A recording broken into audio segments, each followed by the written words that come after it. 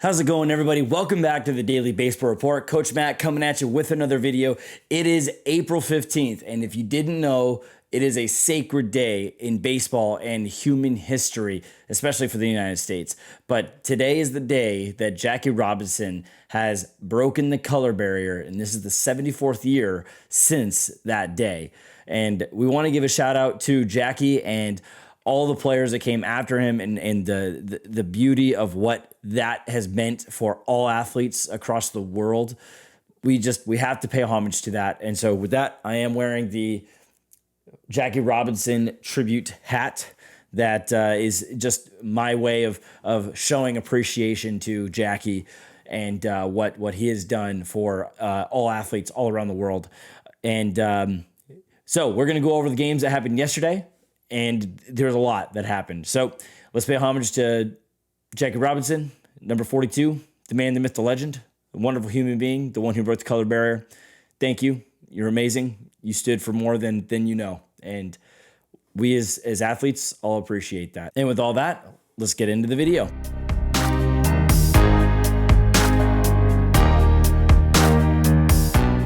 All right, so a lot happened yesterday, April 14th, 2021. We had a near perfect game. We had multiple 2-home run games, a lot of really good baseball yesterday. So let's not waste any more time. Let's get right into it. We're going to start off with the New York Yankees and the Toronto Blue Jays. And the Blue Jays won this game 5-4. Watch out. The Yankees are not doing very well. They are 5-7. They're playing mediocre to very bad baseball. And the Blue Jays are now 6-6. Bo Bichette had 2 home runs in this game. He went 3 for 5 with 2 runs, 2 RBIs, and he's currently hitting .327. Rowdy Tellez went 2 for 4 with 2 runs. TJ Zook pitched for the Toronto Blue Jays. He pitched 4 innings, 4 hits, 4 runs. They were all earned, 2 walks, 2 strikeouts, and his ERA is at 5.56. Thornton, Castro, and Dulles all had perfect innings for the Blue Jays. Corey Kluber pitched for the New York Yankees. He pitched 4 innings, gave up 6 hits, 3 runs. They were all earned, 2 walks, 4 strikeouts. His ERA is at 6.10. And the bullpen for the Yankees were also not very good. They gave up 2 runs in this. Aaron Judge had 2 home runs in this game, yet it wasn't enough to push the Yankees over the top. Bo Bichette hit a walk-off home run in the bottom of the 9th inning. Moving over to the Washington Nationals and the St. Louis Cardinals. The Cardinals lost this game 6-0. They all of a sudden they had all these runs they scored 2 days ago, and today they couldn't hit water if they fell out of a boat. Just super weird, when they have a lineup with Molina, with Goldschmidt, with Arenado, you'd think that they would actually be better than they are, and they seem to be a streaky team. Speaking of Yadier Molina, really great achievement this man has had. He had just caught his 2000th career game for the St. Louis Cardinals. That is the only person ever to do that, play that many games with one team, just as in the catcher position. Just wonderful, wonderful stuff. Great standing ovation. Anyways, Adam Wainwright was the starter of this game. He pitched 5 innings, up 7 hits, 4 runs, 3 of them were earned, 2 walks, 7 strikeouts. His ERA is now down to 7.11. Hicks and Gallegos both gave up a run, and Helsey and Reyes both pitched clean innings for them. Joe Ross has returned to 2019 form. He pitched 6 innings, gave up 4 hits, 1 walk, 5 strikeouts. His ERA for the year is 0. And then Clay, Rainey, Suero, and Voth all had 0s in perfect innings for their game.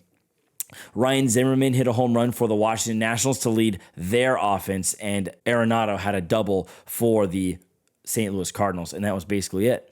Moving over to the Milwaukee Brewers and the Chicago Cubs. The Brewers won this game 7-0. Jake Arrieta made a start for the Chicago Cubs, and this was the first time that Arrieta's had a bad day overall. He pitched 5 innings, gave up 4 hits, 3 runs. They were all earned, 1 walk, 5 strikeouts, and a 3.18 ERA. Technically, this is a good start. A good start. A quality start is called 5 innings and 3 runs or less. So technically, he meets the criteria, but you keep him in the game, but Miller gave up 4 runs, and that was the end of it for them. But Corbin Burns pitched for the Milwaukee Brewers. He pitched 6 innings, gave up 2 hits. He had 10 strikeouts. His ERA is 0.49, and this guy he's been lights out this year, to say the least. So keep an eye out for him for NL Cy Young. This guy is going to be a dark horse for that trophy at the end of the year. Travis Shaw hit a home run and a double for the Milwaukee Brewers, and Jason Hayward had 2 hits for the Cubs. And that was basically it in terms of Chicago Cubs and offense for the Milwaukee Brewers. All right, we're going over to the Kansas City Royals and the Anaheim Angels, and the Angels all of a sudden have lost a few games in a row. So the Royals won this game 6-1. Griffin Canning started for the Angels, and he pitched 5 innings. It was 6 hits, 2 runs. They were all earned, 2 walks, 5 strikeouts. His ERA is at 5.23. The rest of the Angels bullpen all gave up runs except for their closer Iglesias. Brad Keller pitched for the Kansas City Royals. He pitched 5.2 innings, gave up 4 hits, 1 run. It was earned, 1 walk, 5 strikeouts. His ERA is at 9.58. And then the bullpen, Brentz, Stalmont, and Zuber all had zeros. And in this game, Salvador Perez, Carlos Santana both hit home runs, and Benintendi and Perez both had doubles to lead the way for the Kansas City Royals over the Angels. The Boston Red Sox had a doubleheader in this game, and they won both of them. They won the first game 3-2, and they won the second game 7-1. So let's start with the 3-2 game. And in this one, Nathan Eovaldi started. He pitched 5 innings, gave up 5 hits, 2 runs. They were both earned, 3 strikeouts. His ERA is down to 2.08. Hernandez and Barnes both pitched perfect innings. Kenta Maeda got the loss, and he pitched 4.1 innings. 7 hits, 3 runs, 2 of them were earned, 2 walks, 5 strikeouts. His ERA for the year is at 3.07. Stashak and Waddle both pitched clean innings. Alex Verdugo seems to be turning his season on. He had a bad start to the year, but he has really turned it around. He had 2 hits in this game. Arroyo had 2 hits. Bogarts had 2 hits to lead the Boston offense past the Twins in game 1. And moving on to game 2, Kike Hernandez had a hit. Alex Verdugo had 3 hits, 2 runs, 3 RBIs. He's hitting .273, so he's really starting to turn his season around. Bogarts had a hit, and Rafael Devers also had 2 hits in this game. Eduardo Rodriguez pitched for the Boston Red Sox. He pitched 5 innings with 5 hits, 1 run. It was earned, 1 walk, 5 strikeouts. His ERA is at 3.6. Whitlock and Bizzardo both pitched clean innings in their outings for the day. Jose Barrios pitched for the Twins, and he pitched 4.1 innings, gave up 4 hits, 4 runs, 4 of them were earned, 3 walks, 5 strikeouts. His ERA is at 3.38. Duffy gave up 2 runs, and Thielbar, both of those guys gave up runs in their outings. Alex Verdugo did hit a home run in this game, and look out, the Red Sox are in first place in the AL East. They've won 9 straight games. At this point, I thought that the Red Sox would almost be one of the worst teams in the American League in terms of the AL East. I thought they would be at least one of the worst teams in the AL East, like 4th, maybe 5th. I figured they would be like, 71 and 91 or 75 and 85, something like that. And right now they're firing on all cylinders. They're going to be better than the Yankees this year. So Yankees fans, what do you think about that? Boston actually being good when they're supposed to be bad. Speaking of teams that weren't supposed to be good, but expected to do bad, that are all of a sudden doing good, is the San Francisco Giants. The Giants won this game 3-0. They beat the Cincinnati Reds. Johnny Cueto pitched for the Giants. He pitched 5.2 innings. He had 3 hits, 4 strikeouts. His ERA is at 1.8, but he did throw a ball, and he's something seized up in his arm. It looks like it was, I think they diagnosed it as a lat muscle. So he came out, he pulled himself out. He knew, he was like, I messed something up, so I got to come out. So good on him for at least recognizing that, yes, I'm injured and it's time to go. This guy has been injured every year. I feel bad for him, but either way, you just hope for a guy like that to come back quick. Tyler Mahle pitched for the Cincinnati Reds. He pitched 5 innings with 3 hits, 2 runs, 1 walk, 7 strikeouts. His ERA is at 2.57. Doolittle pitched a good inning, but Romano did give up a run. The rest of the Giants bullpen did just fine, and they gave up nothing. Austin Slater for the San Francisco Giants had a big RBI double in this game. He had 1 hit, and David Solano had 2 hits to lead the offense for the Giants. Moving over to the Pittsburgh Pirates and the San Diego Padres, the Padres, I don't know what's going on with them. They're also on a little bit of a scuffle, but the Pirates beat them 5-1 in this game. Tyler Anderson made the start for the Pittsburgh Pirates. He pitched 5.1 innings, gave up 4 hits, 1 run. It was earned, 2 walks, 2 strikeouts. His ERA is at 4.00. The rest of the bullpen did a great job. They didn't give up any runs. Joe Musgrove, freshly off his no-hitter, pitched 4 innings, gave up 4 hits, 1 run. It was an earned run, 2 walks, 6 strikeouts. His ERA is at 0.47. And then Johnson gave up a run, and Adams gave up 3 runs in their relief appearances. Tommy Pham had an RBI single in this game, and that was basically all the offense for the San Diego Padres. On the Pittsburgh side, Gregor Polanco had a home run, and Adam Frazier had 2 doubles in this game. Moving over to the Detroit Tigers and the Houston Astros. And the Astros all of a sudden are now a 500 ball club, and so are the Detroit Tigers. The Tigers won this game 6-4. Mike Fulmer pitched for the Detroit Tigers. He pitched 5 innings, gave up 3 hits, 2 runs. They were earned, 1 walk, 2 strikeouts. His ERA is at 3. You have to give it to AJ Hinch. I think he's doing a great job with Detroit.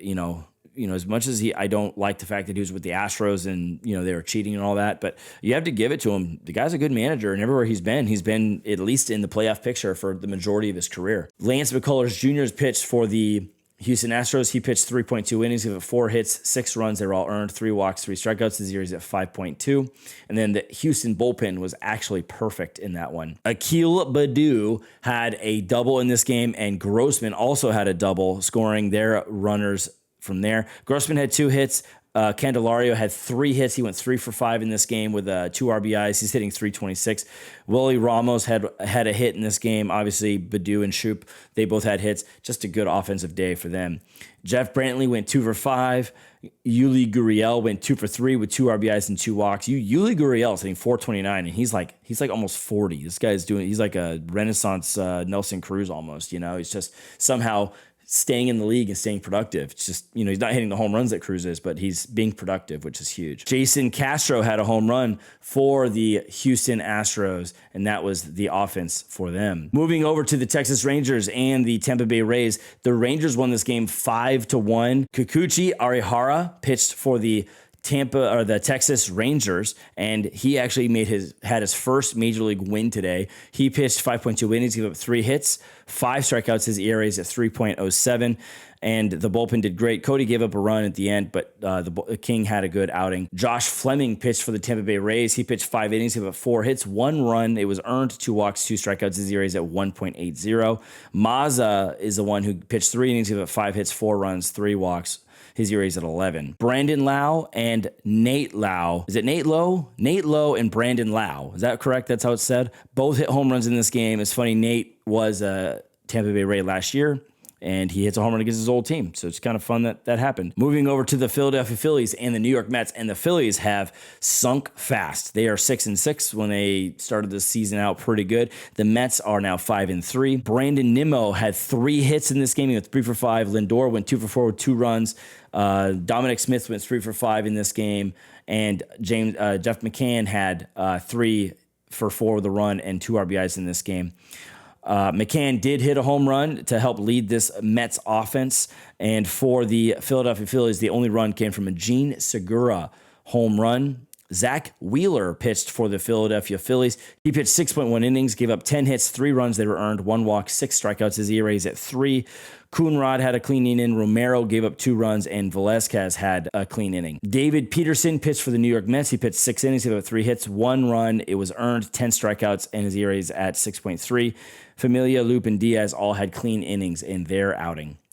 Moving over to the Miami Marlins and the Atlanta Braves. And wait, what did I say the last 2 days? Every time I see these two play, the Marlins beat the Braves. And it holds true yet again. The Braves have been swept by the Miami Marlins, and the Marlins are actually doing better than the Braves. I don't know how that happened, but it did. Nick Neidert pitched for the Miami Marlins. He pitched 4.2 innings, gave up 5 hits, 3 runs. They were earned, 4 walks, 3 strikeouts. His ERA is at 4. Blyer gave up 2 hits, 2 runs, and his ERA is at 5.68. Other than that, the bullpen was perfect. Simber, Floro, Curtis, and Garcia. Charlie Morton pitched for the Atlanta Braves. He pitched 6 innings, gave up 7 hits, 5 runs. They were earned, 2 walks, 9 strikeouts.